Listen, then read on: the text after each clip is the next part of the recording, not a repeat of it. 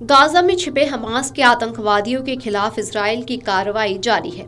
Gaza पट्टी में Nuseirat शरणार्थी शिविर पर इजरायली हवाई बमबारी में कम से कम 42 फलस्तीनी मारे गए और 150 से अधिक घायल हो गए हैं। फलस्तीनी सुरक्षा सूत्रों ने शनिवार को कहा कि इजरायली सेना शुक्रवार सुबह से विमान और तोपखाने दोनों के साथ नुसैरात में बसे हुए घरों पर बमबारी कर रही है। गाजा सरकार के मीडिया कार्यालय ने हमलों की निंदा की और कहा कि यहां बच्चों और महिलाओं सहित नागरिकों को जानबूझकर निशाना बनाया गया और अंतर्राष्ट्रीय समुदाय से गाजा के नागरिकों के खिलाफ इन कार्रवाइयों को रोकने के लिए इजराइल पर दबाव डालने का आह्वान किया।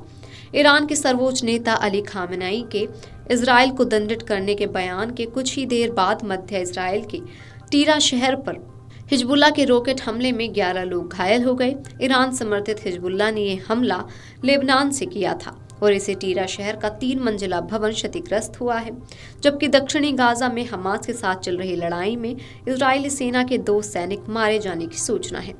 इस प्रकार से 7 अक्टूबर 2023 से जारी लड़ाई में मारे गए इजरायली सैनिकों की संख्या बढ़कर 780 हो गई है। ईरान के नेता खामेनेई ने 26 अक्टूबर के ईरान पर इजरायली हमले की बाबत बयान दिया था। अमेरिका ने चेताया है कि ईरान ने अगर इजराइल पर फिर हमले की हिमाकत की तो वे कार्रवाई करेगा। इस बीच हिजबुल्ला ने दावा किया है कि उसने मिसाइलों और ड्रोन से इजराइल की जिलियट शहर में स्थित सैन्य ठिकानों और पामचिम के वायुसेना अड्डे पर भी हमला किया, लेकिन इजराइल ने उसमें हुए नुकसान की जानकारी नहीं दी है। इससे पहले शुक्रवार को देर रात इजराइल ने लेबनान में कई बार हवाई हमले किए। इन हमलों में 52 लोगों के मारे जाने की सूचना है। इन हमलों में इजरायली सेना को लेबनान में हिजबुल्ला के 2 जूनियर कमांडरों को मारने में सफलता मिली है। दोनों ही समुद्र तटीय क्षेत्रों में विभिन्न लड़ाका इकाइयों के कमांडर थे। एक अन्य घटना में लेबनान के एक मालवाही जहाज के कैप्टन को अज्ञात बंदूकधारियों ने अगवा कर लिया है।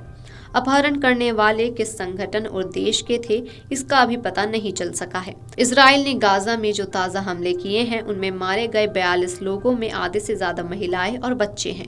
इन हमलों में 150 लोग घायल भी हुए हैं। करीब 13 महीनों से गाजा पर जारी इजरायली हमलों में 43,000 से ज्यादा लोग मारे जा चुके हैं। दुश्मन देशों के खिलाफ मोर्चा खोले इजराइल की रक्षा प्रणाली में आयरन डोम के बाद अब एक और कवच शामिल हो चुका है। आयरन बीम नामक इस रक्षा कवच के तहत अत्यधिक शक्तिशाली लेजर का उपयोग करके दुश्मनों के मिसाइलों, ड्रोन, रॉकेट और मोर्टारों को पलक झपकते ही सफा किया जा सकेगा। ये कई किलोमीटर की दूरी तक प्रकाश की गति से हमला करने में भी सक्षम है। इजराइल के रक्षा मंत्रालय ने कहा है कि उसका अत्याधुनिक लेजर डिफेंस सिस्टम 1 साल के भीतर काम करना शुरू कर सकता है।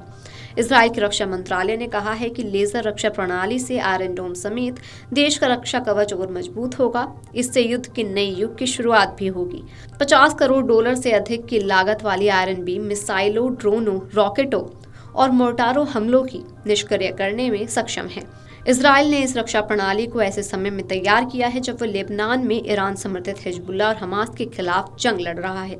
साथ ही इजराइल ने जहां लेबनान के उत्तर पूर्वी खेतिहार गांव में दर्जनों भीषण हवाई हमलों में 52 लोगों को मौत के घाट उतार दिया है, वहीं लेबनान में भी रॉकेटों से इजराइल पर हमलों में 11 लोग घायल हो गए हैं। युद्ध विराम की संभावनाएं घटने से दोनों के बीच कई हमले किए गए। Video desk amarujala.com। अगर आप ये वीडियो YouTube पर देख रहे हैं तो हमारे चैनल को सब्सक्राइब कर बेल आइकन दबाएं और Facebook पर देख रहे हैं तो हमारे पेज को लाइक करें। 8 मिलियन प्लस सब्सक्राइबर, आपके इस भरोसे के लिए बहुत धन्यवाद।